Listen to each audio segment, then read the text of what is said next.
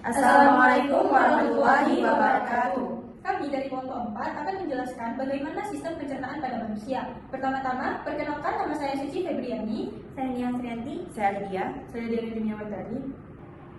Sistem pencernaan adalah proses ketika tubuh mengolah makanan menjadi bentuk yang lebih sederhana agar nutrisi di dalamnya bisa diserap dan digunakan sebagai sumber energi.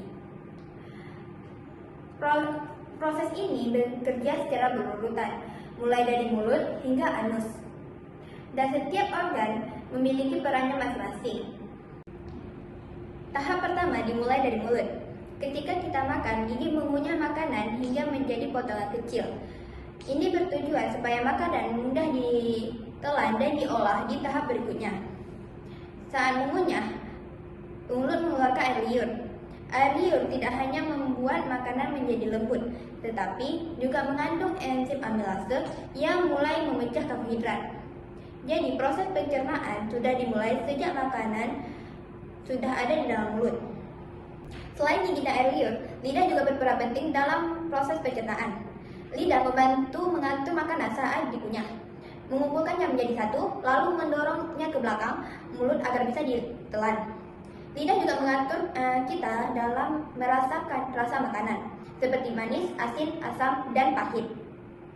Tanpa lidah, mengunyah dan menelan akan jauh lebih sulit. Setelah dari mulut, makanan akan masuk ke kerongkongan terlebih dahulu. Kerongkongan adalah sistem pencernaan yang berbentuk tabung yang menghubungkan antara mulut dengan lambung. Panjangnya sekitar 25 cm dan berfungsi untuk membawa makanan tanpa adanya proses kimia. Setelah kita menelan makanan akan masuk ke dalam kerongkongan. Di kerongkongan ini terdapat dua katup otot yang disebut sebagai sphincter esophagus atas dan sphincter esophagus bawah. Sphincter esophagus atas akan terbuka saat kita menelan makanan, sedangkan sphincter esophagus bawah akan menahan makanan dan asam lambung agar tidak naik ke dalam kerongkongan.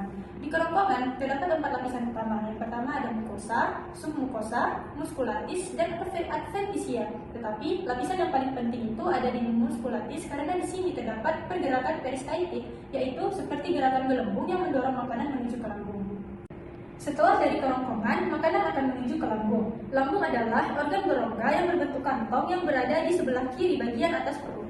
Di lambung, makanan akan diaduk oleh 3 lapisan otot sehingga makanan berubah menjadi bubur halus yang disebut dengan thymus.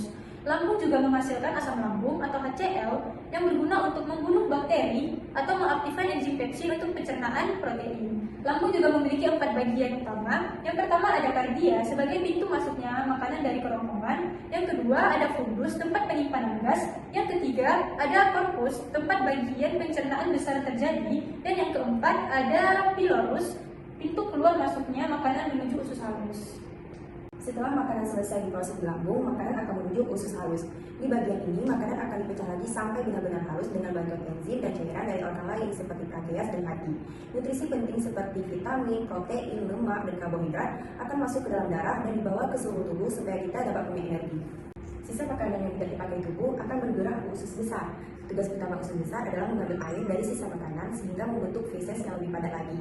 Di dalam usus besar juga ada bakteri baik yang membantu mengolah sisa makanan dan menjaga pencernaan agar tetap sehat. Setelah itu, feses akan turun ke rektum, yaitu tempat penyimpanan sementara sebelum dibuang. Kalau rektum sudah penuh, tubuh akan memberikan sinyal kalau kita ingin membuang air besar. Nah, tahap terakhir itu ada di anus. Anus adalah bagian tempat keluarnya feses dari tubuh. Ada otot khusus yang bisa membuka dan menutup agar kita bisa mengatur kapan waktunya buang air besar. Jadi, secara umum, sistem pencernaan terdiri dari 5 tahap. Tahap pertama yaitu injeksi. Nah, injeksi ini adalah memasukkan makanan ke mulut. Kemudian, tahap kedua yaitu pencernaan mekanik dan kimia.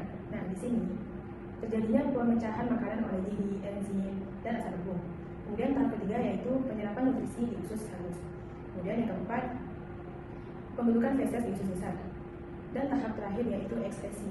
Nah, ekskresi ini adalah proses pengeluaran feses melalui anus. Kemudian, dalam proses pencernaan, ada gangguan pencernaan yang sering terjadi, antara lain itu seperti mah, diare, konstipasi, GERD, dan pada usus buntu. Jadi, agar sistem pencernaan tetap sehat, penting bagi kita untuk makan makanan yang berserat, minum air yang cukup, olahraga yang teratur, menghindari stres, dan tidak merokok. Nah, dari sistem pencernaan yang telah dijelaskan, dapat kita simpulkan bahwa sistem pencernaan adalah rangkaian organ penting yang bekerja sama untuk mengubah makanan menjadi energi dan zat gizi yang dibutuhkan oleh tubuh. Jadi, dengan pola makan dan gaya hidup yang baik, sistem pencernaan dapat bekerja secara optimal dan terhindar dari berbagai gangguan. Sekian materi dari kelompok kami. Kurang lebihnya kami mohon maaf. Kami akhiri. Assalamualaikum